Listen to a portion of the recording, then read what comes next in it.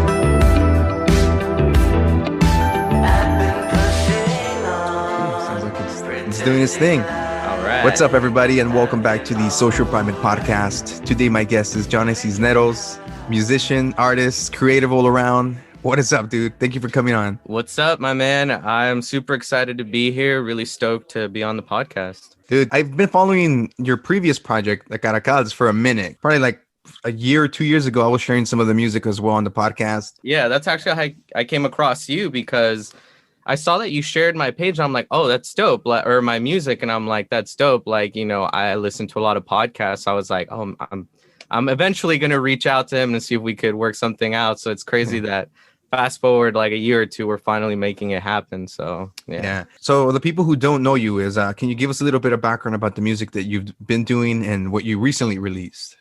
Yeah, sure. So I am a multi-genre artist. I'm involved in a lot of projects, some of which involve other members in bands, and two of which is just me getting creative in specific genres.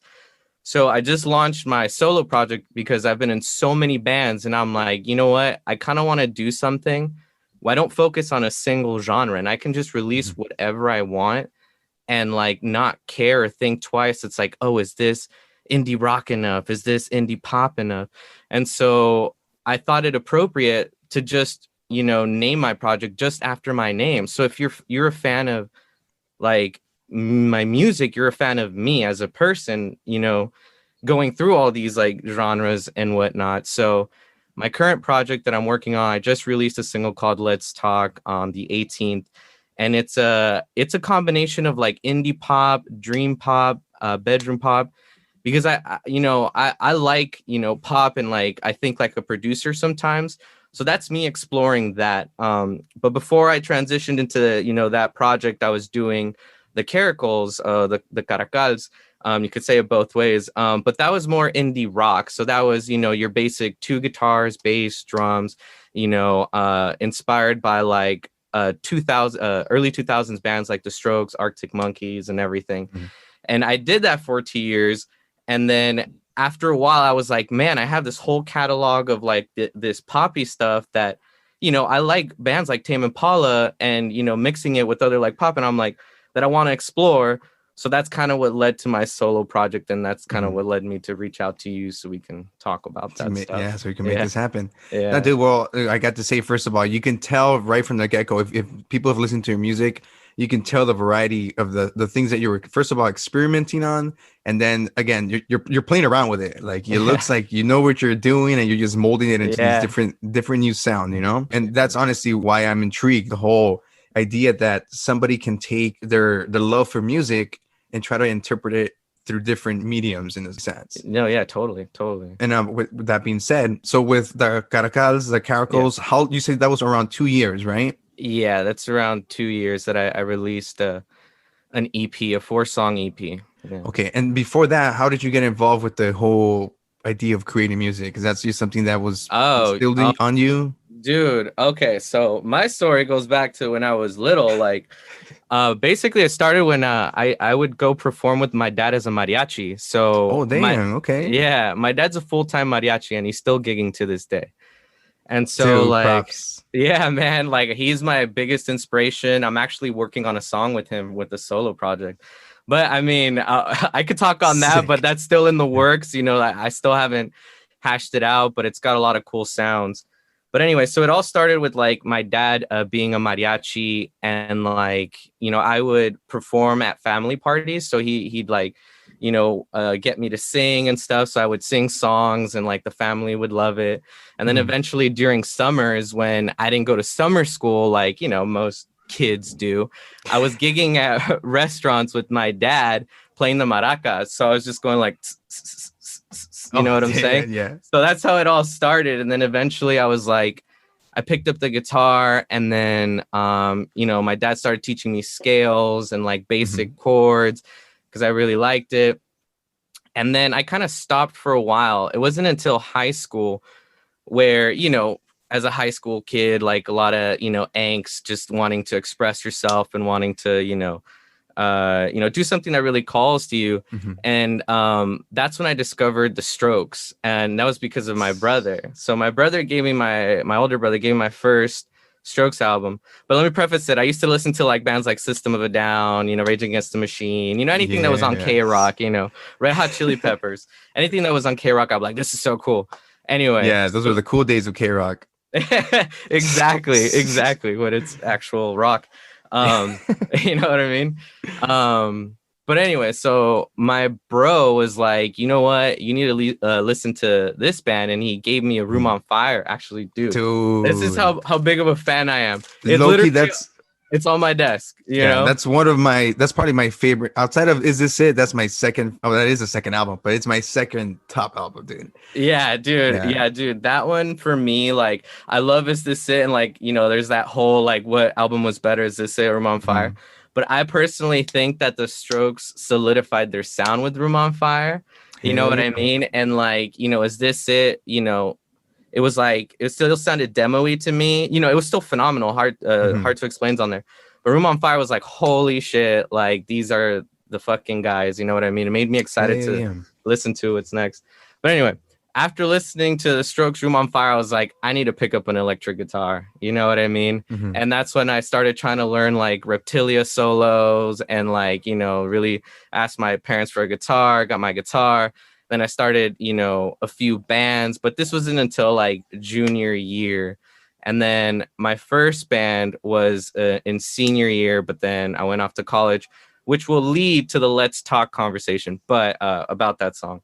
But anyway, so after that, that's pretty much my trajectory of how I pretty much got into music. Dude, it's cool, first of all, that you had that support, because I know when I was a kid, we were trying to do bands, I was like 13, 14, and like play fucking bass and shit. Right. Or just like 3 chords. And then, but you have, at least for me, it was like, where's the music going to take you? It's like, Mom, leave me alone, man. It's not a phase. Yeah. Right. Eventually, it became a phase. You picked it out of me, man. Yeah. But It happens, man. but you had that support, so I think that definitely helps that out. And again, it gives you the ability to just experiment with different sounds, Right, Dude. exactly. And so moving forward now, so now you got your own solo project. Now that Right. you've had the taste of what it is to like do your own thing and do the unit thing, is there a difference in terms of how you approach these two things? Like, do you feel more creative now that you're on your own? Yes, I do. I make decisions quicker. And I don't think about so much about the end product, and it's more of in the moment product. You know what I Mhm. mean? And so whereas with groups, it's like you go back and forth and then you wait for like a final reply. Then, with the solo, it's like, no, this is what I want to go forward with, and this is what I'm doing. And then, Yeah. so yeah. Yeah, no, I think that's interesting because I mentioned it before we started here. I had a similar experience where I had to work with a group of people, and now that I Mhm. do this podcast on my own, it's a one man show here. Oh, wow. I'm basically doing everything, putting everything Right. together, and it's cool and stuff, because you have that control to do whatever you want, Right. But Right. there is a small part of me that's like, man, I wish I had my friend here, like Right. wish I had my homie here Yeah, just to kind of like bounce exactly. ideas off of. Right. So there's those pros and cons. Yeah. Well, to go off on that, like, that's another pro, and it's a big pro. Like right now, I'm also in a project called Walla. We do indie pop stuff. I'm working with three very talented musicians, and they made me step up my game. Some of them Mhm. went to Berklee College of Music, so they're trained, and I'm self-taught. So I feel like there was like a big learning curve for me, and it's like, all right, I got to step up my game. Like Mhm. I'm a pretty good singer, and like I know how to perform and everything. So that's kind of like, working with them. It's like, okay, I got that down. Now let's get the technical side down. Now, Mhm. now let's work on my voice and whatnot. But yeah, to go back on that, like the pros about working with them is that they add these elements that I would have never thought in a song. Like one of the Mhm. members adds like textures to the song.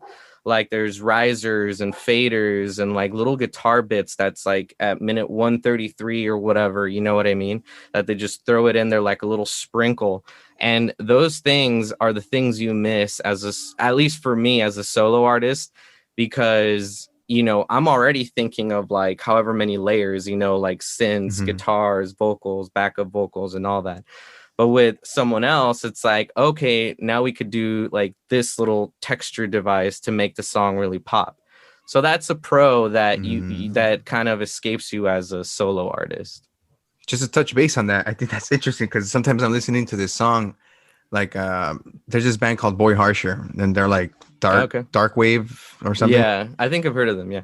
Yeah, so I mean, point is, at some point I put my earphones on, and I hear like this whole new small, I don't know what it is, but it's in the back of the fucking song, and you're like, dude, I never heard that, and that just Yeah. made that song even fucking better, Right. Right. Like one thing that I like to do now that I'm doing a solo, and it's kind of like Mhm. that's helped me out as a solo artist, is I literally listen to songs over and over again to force myself to listen to the single instrumentation.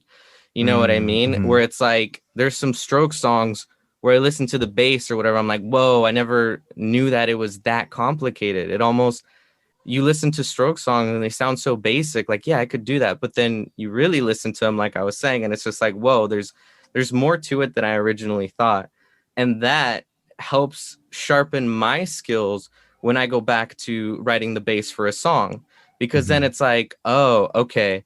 In the intro, it was one structure, and in the first verse is one structure, but in the second verse, on the second part of the song, he switches and inverses the notes. So now if it's like, a certain melody, now he inverses it or whatever, and then it sounds completely different. And it's just Mhm. like those are the little elements that, make a song really, stick, like the earworm type thing that sticks to your head or Yeah, whatever. those are the things that usually you memorize, and you're like, you know the lyrics years later after, without even looking at the screen. Right, right, right. You know? Exactly, Yeah, exactly. no, it's funny because I'm a huge Strokes fan, and Julian Casablancas has the Voids, Yeah, he which does. again I looked up to the dude, but I can't get into the Voids. I'm sorry, people, I just can't. There's a few Yeah. songs, but I'm like, just Yeah, bring back the band. Yeah, I know, right? Seriously, that the latest album wasn't too bad though.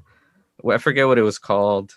From Julian Yeah, Casablancas. and the Voids. Okay, okay. Yeah, the first one I was just like, you're right. It's very experimental. It's like experimental rock, and I'm like, I remember taking an ex girlfriend to see them, and she was just like, this is the Strokes or like the Strokes from. I'm like, yeah, but it's like let's Yeah. keep an open mind. But like, yeah, it was a little very experimental.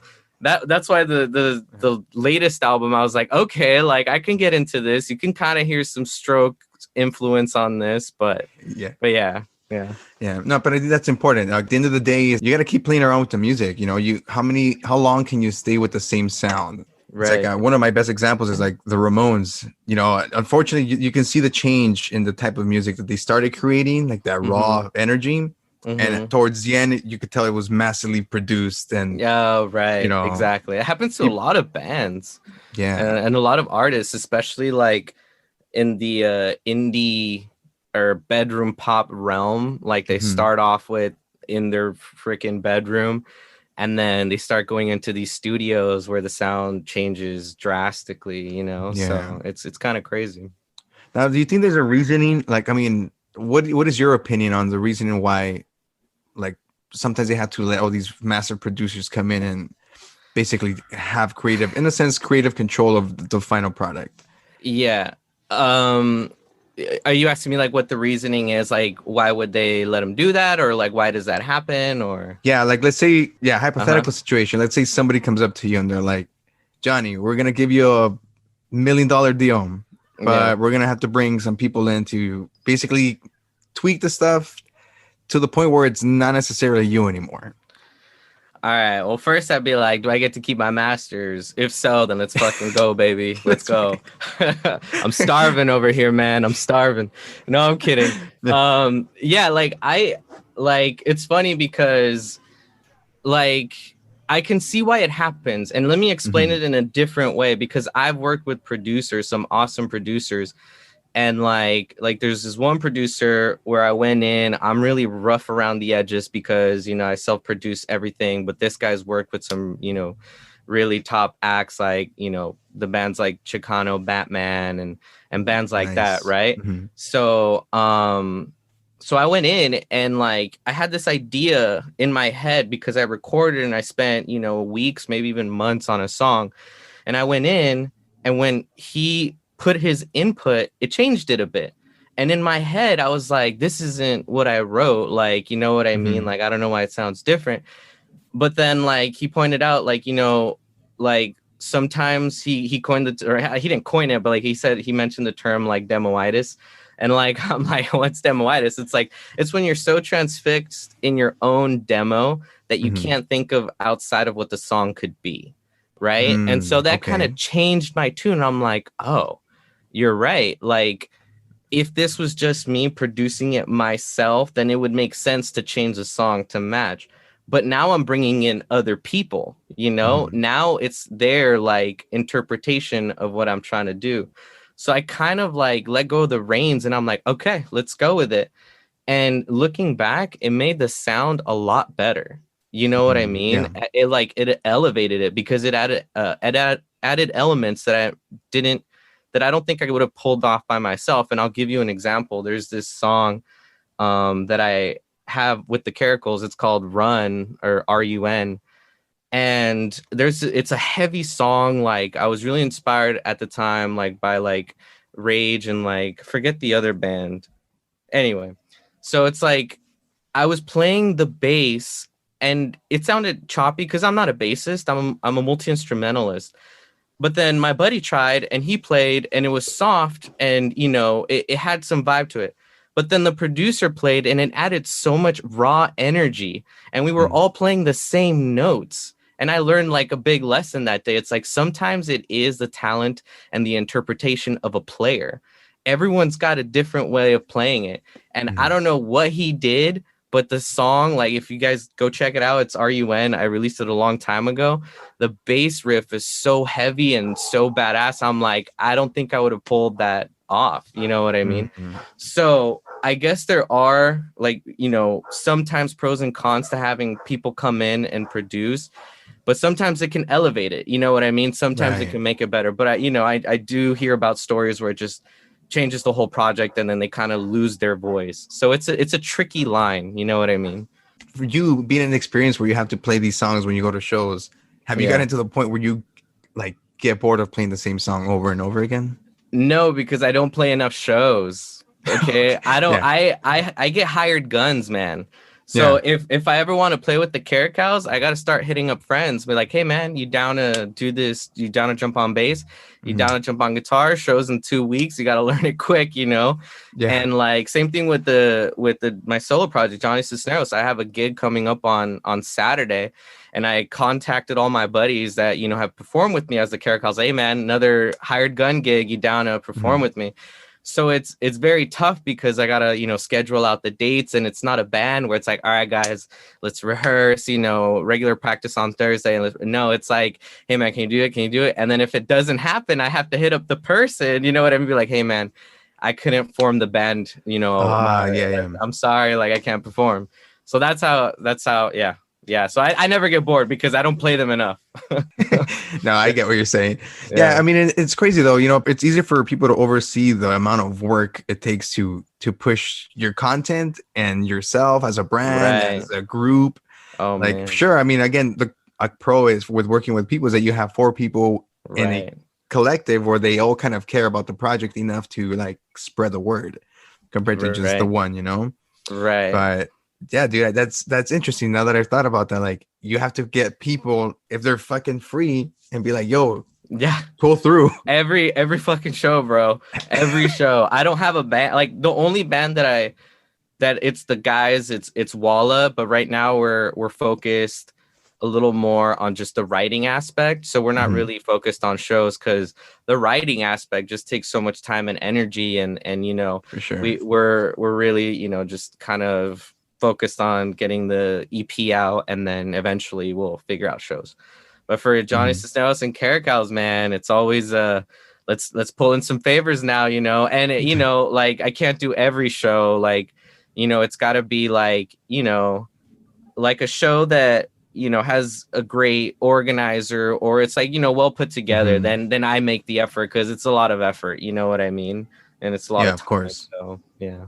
Well, with that being said, like from my understanding, of course, everybody knows COVID happened last year, or it's still Yeah. kind of we're still in the process Yeah. of it. Right. Like, how did that affect you? I know you guys, as a Caracals, were gonna have like this tour happening, Yeah, man, and then they got dude. all screwed over. Dude, that's a wild story, man. Like, you don't even know. Okay, so like you mentioned earlier, I'm like a one-man record label, basically, Yeah. and like everything, PR, booking, and everything. So it's always been my dream to go on tour. I've never been on tour. I've performed in different places, cities, and whatnot, but I've never gotten to say that I've been on tour. And I'm Mhm. like, if there's one thing I do before whatever happens, I want to say that I went on tour in my life. So then I finished the Carrot Cows EP. It got a lot of great reception. A lot of people loved it, you know, and people were reaching out, like, you know, for promo and whatnot. So then I was like, you know what? I have the music, and I think the guys that were my hired guns are down to join me if I were to put a tour together.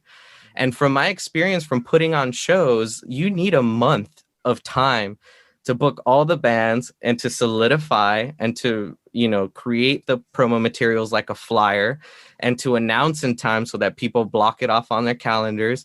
So I'm like, all right, I'm trying to do a tour. I probably need like around like half a year, like 6 months or something. So I was like, you know what? I got it into my head. I'm like, I'm freaking determined. I'm going to make this happen for myself one way or the other. So I was like, okay, I don't know how I'm going to do it. I reached out to a friend who had a kind of experience in putting shows together. He's like a manager for a couple great acts. And he kind of gave me some pointers and stuff. So I'm like, all right, I'm going to fucking go for it. And I was like, he started helping me out. And basically, we mapped it out. I'm like, I want to hit Seattle. I want to hit Portland. I want to hit San Francisco.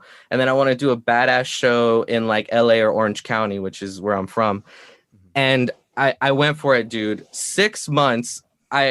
I started emailing venues and waiting for them to come back. Every day after work, I would put in several hours. Hey, this is my band, this is my EPK. I would love to perform. I'm going to do advertising. I'll do Facebook ads to get people there.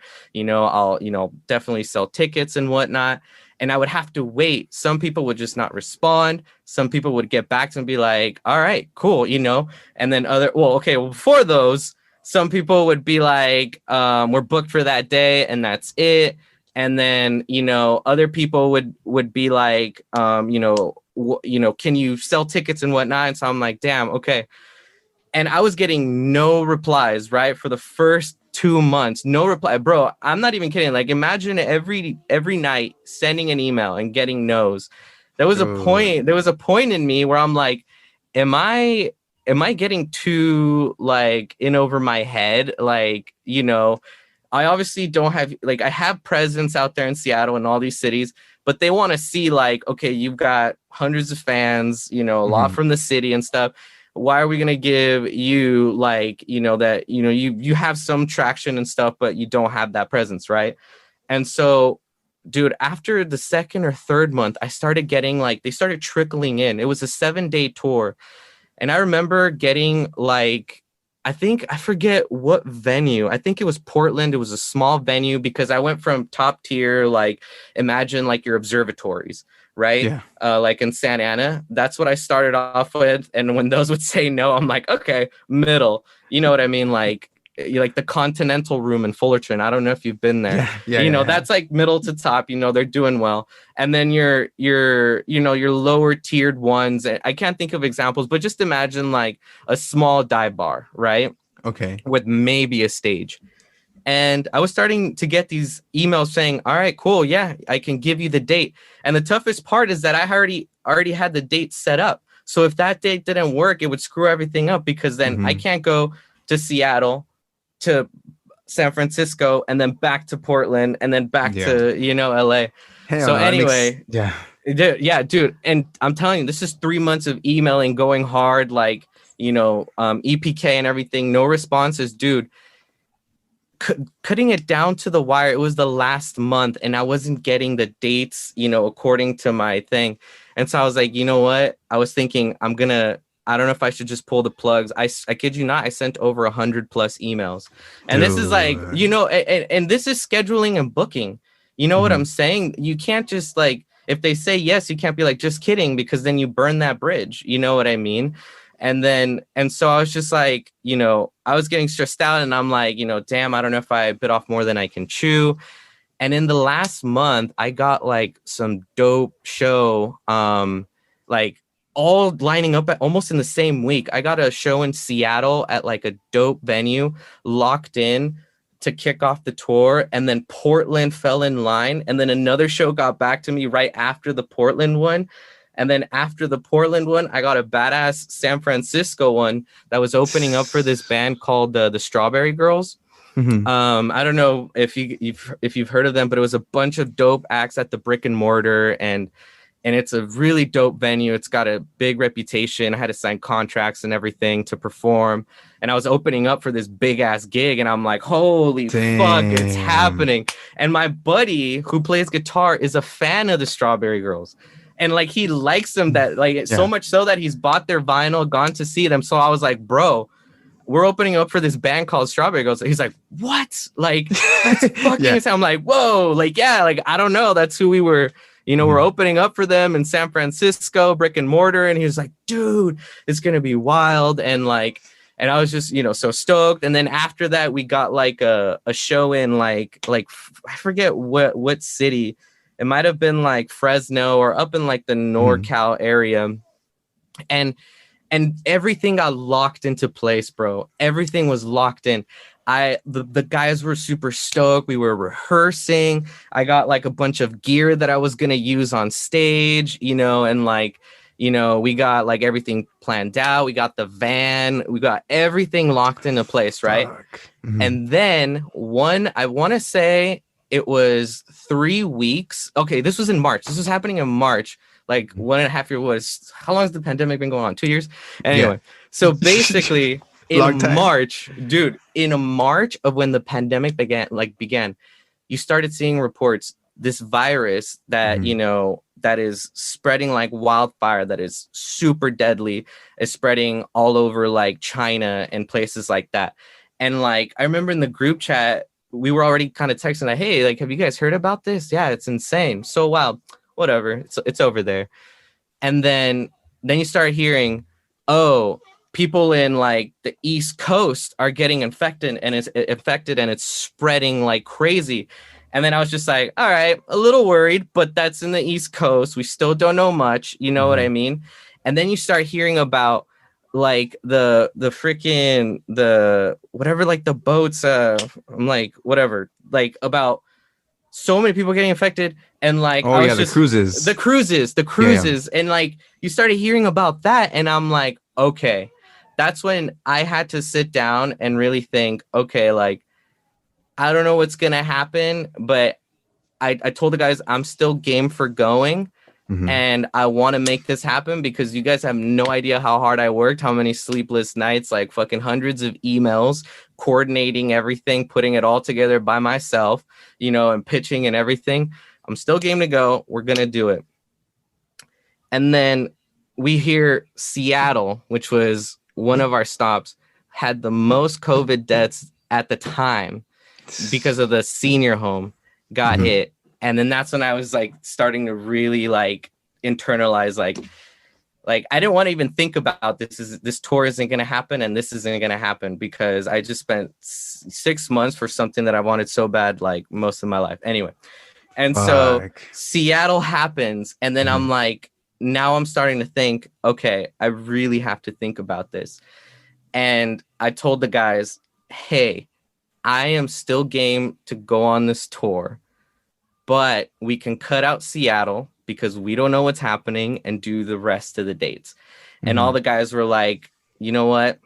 We're down, you know, like we want to do this. And like at the time, you know, it sounds foolish. People were like, you're fucking crazy. Like, you don't know about this virus. And I was like, you don't understand what I went through to put this together. And you don't understand how bad I've wanted this since I started a band in high school. And now that I got a 7-day tour, 3 different states, 7 different cities, like I'm doing this, you know? And then literally it was Sunday night and everyone agreed, let's do it. Let's go. So I'm like, all right, tomorrow morning we head out. We go do the long trek to, I think, you know, this, it was Portland because we weren't sure if Seattle was going to happen. And that morning I wake up, California goes into lockdown. So all bars and restaurants are officially closed as an order of the state. And I was just like, I like my stomach, like I just felt, and like there was just like an emptiness in my stomach. I was like, no, this is not happening. This is not happening. That whole, like the next couple of weeks, I was like, this isn't happening. Like, like, you know, like I was just like, this isn't happening. I couldn't believe it. And like that whole week I was just, this didn't happen. Like, this is absolutely insane. But it was conflicting feelings because it was like, I'm also worried about the health of people. I'm also worried about, is this actually as deadly as they say? I'm worried about, you know, because at the time they were saying, you know, older people are vulnerable, people with like pre-existing conditions and whatnot. So I'm just kind of like, oh man, you know, I have family members that I interact with. So I was so conflicted. I didn't know what to feel. And sure enough, like that week goes by and then the days we were supposed to play, we would keep messaging, oh man, today we should have been in Seattle. Today we should have been in Portland. Today we could have been doing that fucking show in San Francisco. Today should have been Fresno. And today was the homecoming show in LA. Anyway, dude, I couldn't do music for a while. Like my energy and my will to kind of power through it just kind of vanished. I was just like, we went into lockdown. Everyone was in quarantine. No one knew what was going on. Everyone was afraid. And it was just like, I didn't even write anything. The whole first half of quarantine, I was like, I just watched 6 months of work just go like that.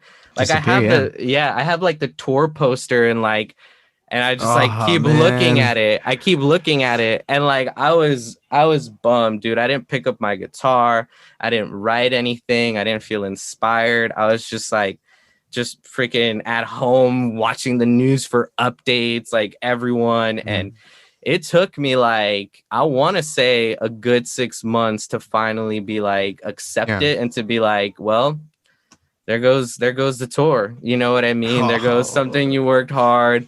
You know what I mean? And like, it was hard to accept.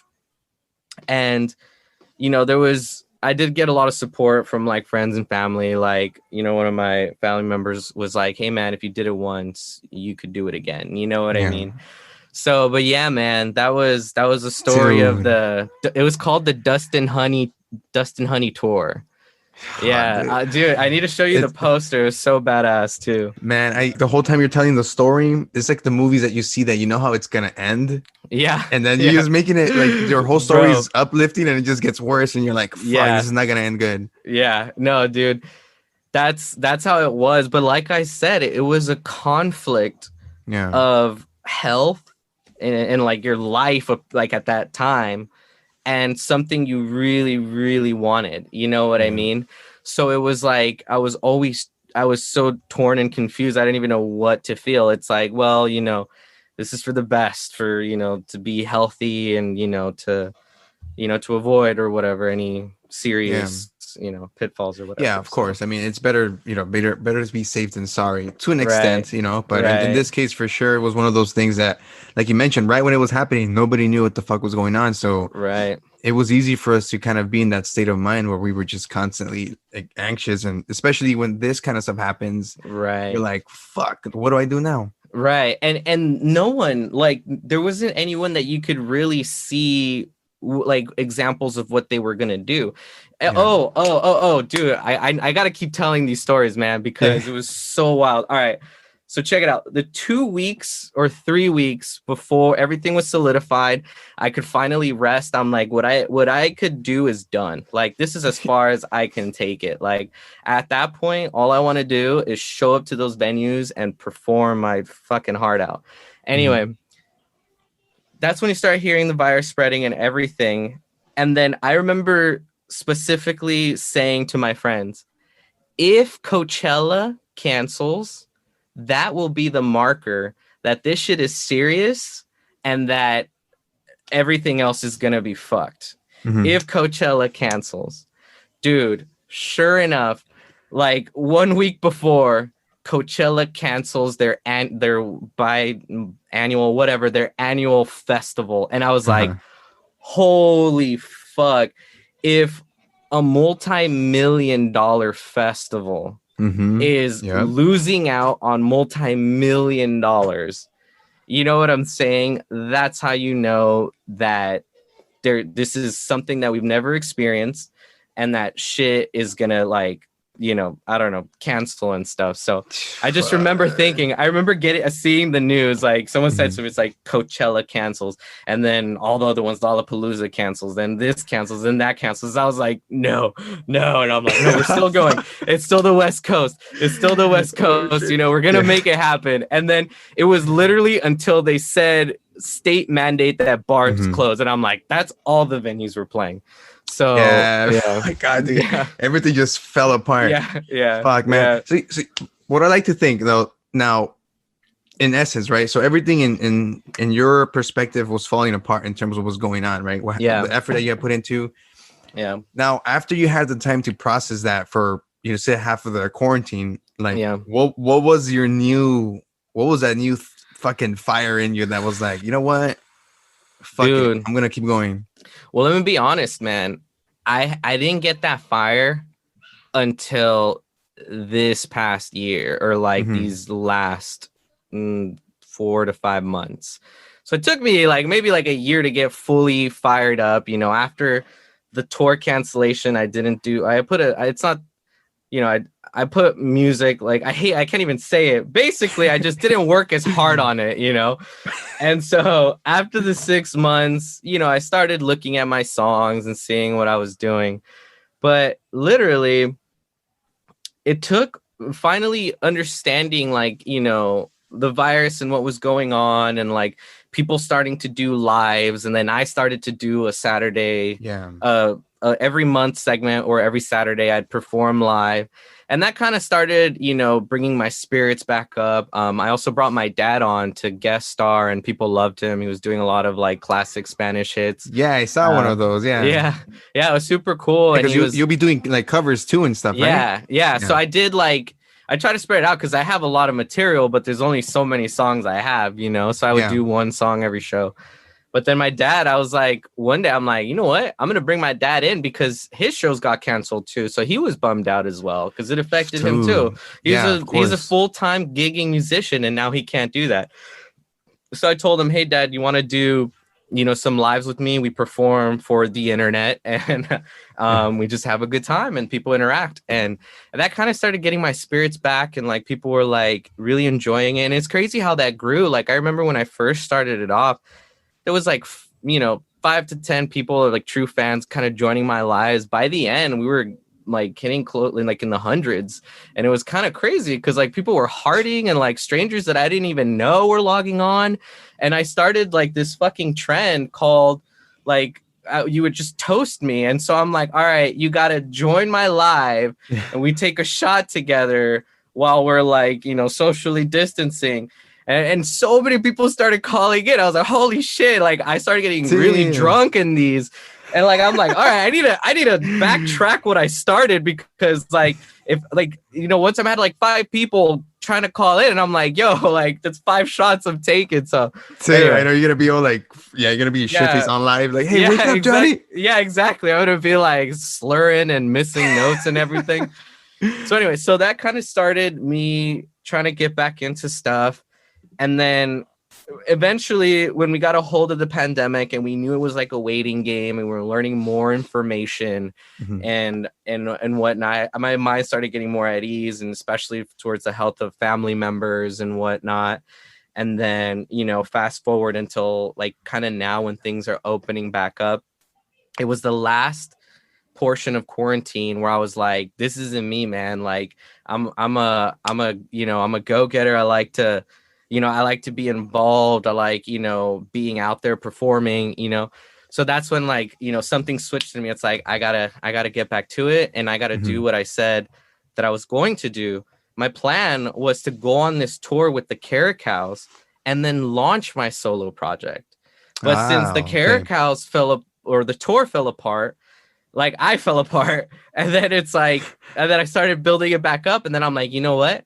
I'm gonna stick to my word in what I said I was gonna do, and I'm gonna launch my solo thing. So fast forward to now. Sick. I got my shit together, you know, luckily, you know, I'm fine, you know, healthy, same thing with like the fam and everything. So I'm like, all right, it's time to get, you know, all this stuff together and release some music. So I mentioned this in other podcasts before, but it's like that story, like it's like a hero's journey type of story. Oh man, every time I hear this, you know, 100%. It's like you're coming back fucking stronger, like you know more, like you dealt with the pressure of having to deal with this whole, you know, shit that happened, right? And now you're like a little clear-headed, and now you're fucking coming back as as yourself. Yeah. And it was kind of like, you're right. I like how you put that, because it was like I had to go through that, the cancellation and the tour thing and the pandemic and all of that and the doubt and whatever, to get like the energy to launch the solo stuff, you know. And I'm not gonna lie, it's been like a lot of work, and it's definitely like, whoa, all right, this is what it was like before the pandemic. Now it's time to get out there, you know, put yourself out there again. So, yeah, it takes work. It takes especially the will for you to keep your word, you know, because it's easy for, you know, every year people are like, new me, new year, or whatever it is. No, new year, new me. Yeah. But, you know, to just make that change when it's not related to a new year or anything, you know, it's the integrity you have for yourself and that conviction that you're putting in, you know. See, I didn't even think about it that way. You're right, because I wasn't like waiting for the new year. I'm like, something just snapped, and I'm like, it's go time. You know what I mean? And like, like I literally put the song together and I released it, and it's doing really well right now, you know. So I'm really stoked about that. Yeah, and it looks like you're working on a video too right now, right? Yeah, man. Yeah, launching that. Actually, if you're free and you're in the East Hollywood area, you're more than you're invited. It's this Saturday. Oh, sick. Yeah, so Oh, it's like a pool party or something, it's right? a pool party, exactly. It's the Oh, Let's nice. Talk pool party. So I'm gonna screen it to a select few of people that want to come through, and I'm gonna show it to them. It's gonna be like a video release party, but I'm releasing it the following Friday. I believe it's like the 9th. I forget. Yeah, Friday's the 9th. Yeah, next week. Yeah, but that's also my directorial debut. I directed that bad boy. Sick. Damn, look at you, man. Fuck. Yeah, well, I mean, I got a lot of help from some of my housemates that are really talented and they work in film. But I was like, yo, I want to direct, like, you know what I mean? I want to experience that and like storyboard and do all of that. So it's a directorial debut as well. Yeah, that's pretty cool. Okay, so now you're working on this. Was this just part of like a larger EP, or you're looking to do like a full album with it? Because right now it's just a single, right? Yeah, EP, man. Like, just taking into account like the way the music industry is going, and like it seems like EPs and singles are the way to go, just so you know you can have your audience focus on a single and drive as many listens as you can to each single. You know what I mean? So interesting. Yeah, because I remember as a kid, I'll buy albums and they'll have like 14, possibly 20 songs, and then as time passed, it's like 9 now or like 8. Yeah, man. Well, I don't know how I feel about the single release strategy. I'm just, I'm just adapting to the way the industry is now. Yeah, of course. I mean, you have to as well. There's no doubt about that. Yeah, and it's just, I've seen, artists talk about like how they've experimented. They're like, yo, I dropped an album and the first song I released gets all these plays, but then it starts dwindling down as you go further down the album. So then he switched to strategy. He started releasing singles and promoting the crap out of them. And it just like, shot up and I guess that's just the industry trend. And, like with such short attention spans nowadays and all that, like we're kind of catering to that culture. So yeah. I mean, if it makes sense, at the end of the day, I think for the most part, just not because we're in the internet area, but there's like a lot of like, I don't know if Bandcamp is, Bandcamp's the one that usually supports the artist a lot more than like, there was this other one. I don't know. I've heard some other shit about it, but I mean, my whole point was just like, it makes it easier for people like yourself to create that music, take the time to craft it and master and make it look fucking precious, and just release it to the masses immediately. There's no middleman or anything, for the most part. Yeah, exactly. Yeah, and that's what I do. Like, I get to keep all my royalties, and that's the plus side. But yeah, the caveat to that is that you also have to promote everything yourself. So yeah, of course. Yeah, that's the difficult part. Yeah, it's funny because yesterday I was putting the video up to promote the episode, and fucking Instagram works very weird because the first upload I did, it had like, I don't know, I had like a couple thousand, like 2,000 views or something.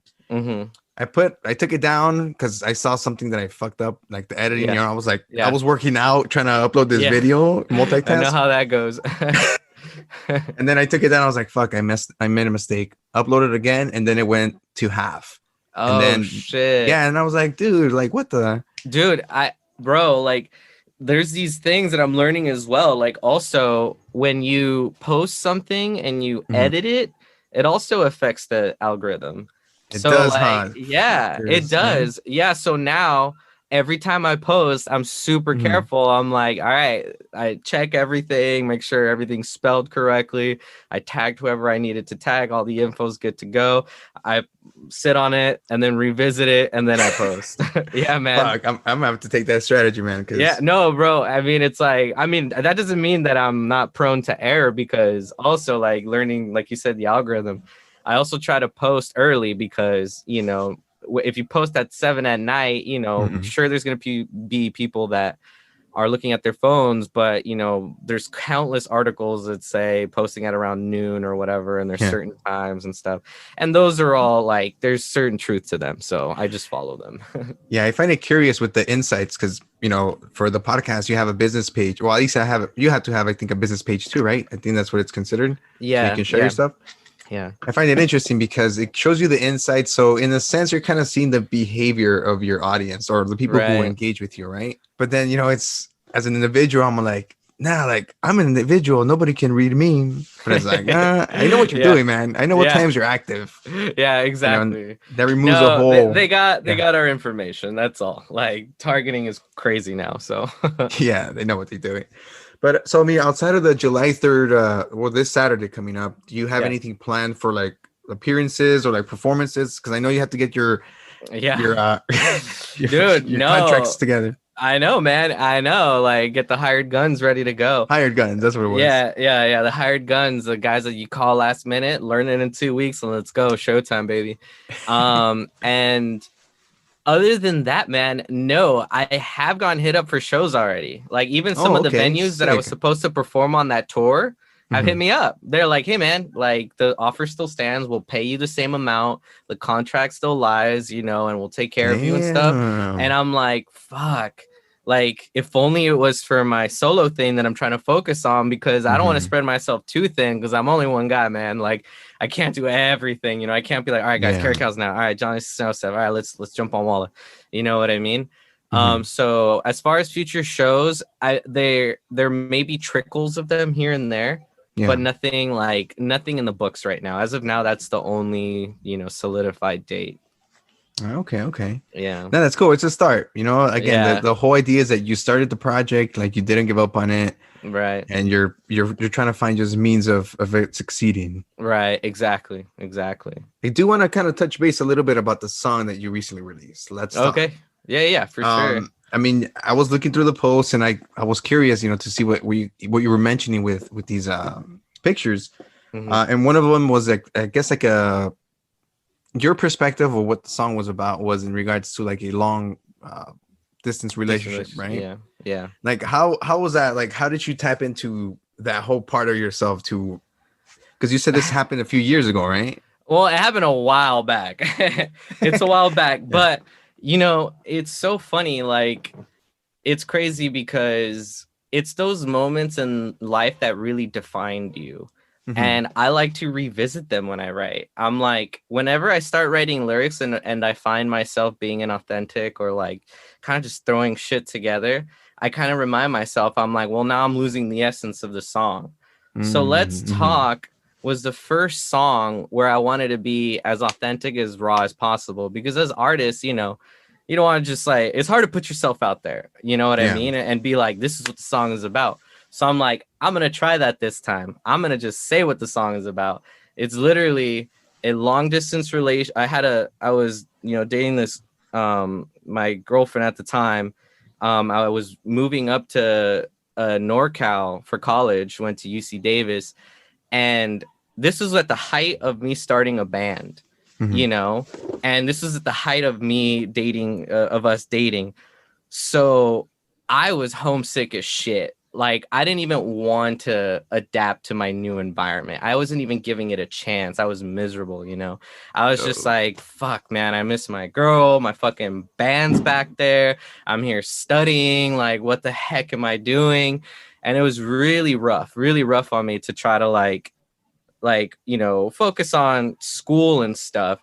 And I remember, like, you know, some of the you know, conversations that I had with her were very like, they filled that void where I was like, oh, that's right. Like, I forgot, like, you know, I forgot what it was like, you know, talking to you is bringing me back. Like, I'm excited to come back, you know, looking forward to it. You know, I can come visit, you know, next month or, you know, in 2 months from now. And it was just like those little conversations in her voice that really brought comfort. You know what I mean? I'm like, oh, all right. Like, I can fucking do this. All right. And try to call her like every night or whatever. And so that song is that conversation. So like, and now I'm going to dive into the technical side of the song. The song starts off with dialing numbers. And that was like her number because I memorized it because I called it, you know, right? So much. Oh, nice. Yeah. So I was going to put her number, but then I realized you could listen to the dial tones and like if it blows up, I don't want people calling her and be like, oh, you're the girl on the song. So I was like, maybe I shouldn't do that. And so I put in like my Google phone number. So if you trace the dial tones, it'll be my Google phone number. But anyway, so the song starts off with dialing her number, and then it goes into a ringtone, and the song is the conversation. And then at the end, it's like it's the conversation that I'm thinking of telling her and thinking of how it's going to go and telling her and me actually expressing like, hey, I'm fucking miserable. Like, I don't know what I'm doing. I don't know if this is the right decision. I miss you. I want to be like with the band and whatnot. And like, this is a lot. And then at the end of the phone call or at the end of the song, it's like, you know, it's someone picking up. So it's just an imagined conversation and then her actually picking up. So yeah, so it's a lot of thought went into this song, and like the lyrics are, you know, just that like state of being like, I don't know what I'm doing. I wish, you know, I could be there. So it's kind of like that text, like, hey, can you talk? Like, let's talk. You know what I mean? So that's the origin. That's cool, especially with a song, because I've talked to other artists every now and then. They're like, well, I just wrote the song because it was cool, and I was like, oh cool. I mean, that's fine too. But when there's a whole story and then you're playing around with it to try to make it, you know, you were creative with it, right? You know, and there's like a whole story.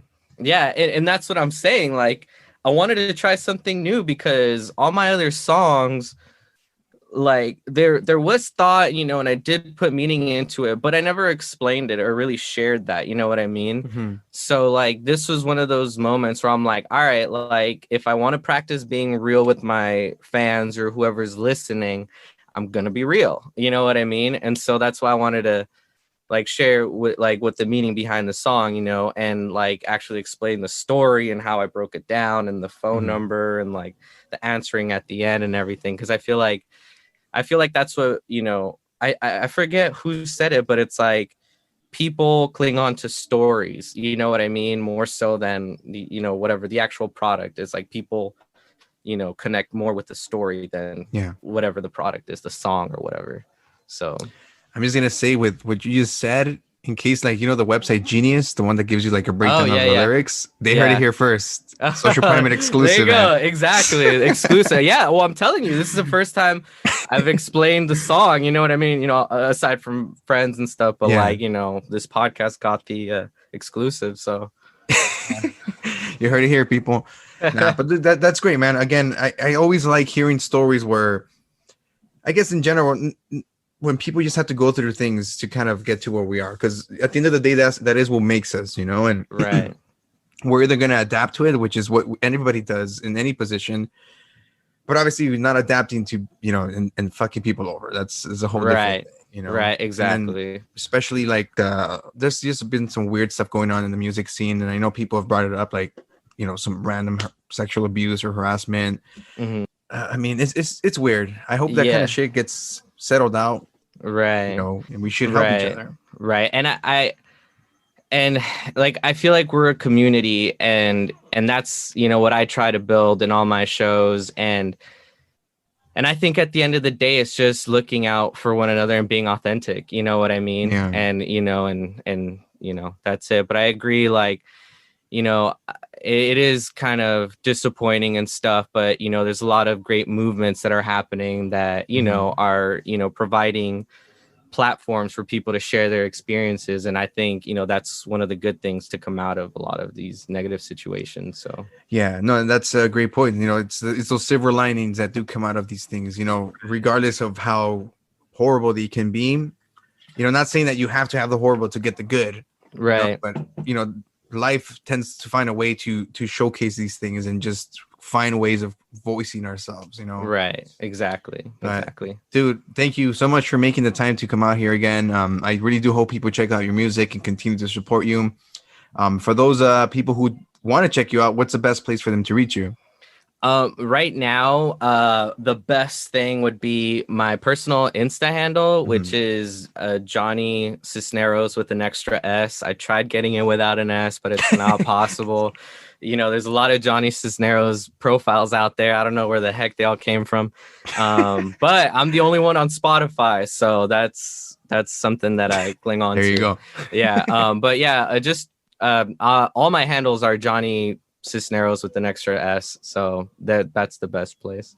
Awesome, man. Yeah, well, music video comes out next week, so be on the lookout. Oh, that's right. Yeah. That's gonna be fun. Yeah, man. I'll try to make it out to that pool party. Yeah, for sure, cool. Man. For sure. I'll send you the address. So sounds good. Dude. Well, again, thank you for making the time, and again, I hope you continue doing your thing. And if fucking everything locks down again, man, just take your time, make some more music. Yeah, man. I appreciate it, man. Thanks for having me on. This was super fun and so game to do another one, man. Okay, man. Next time we'll arrange it so it's face to face. Oh yeah, for sure, man. For sure. Sounds good. All right, dude. Well, you have a good night. You too. Peace. Thanks everybody.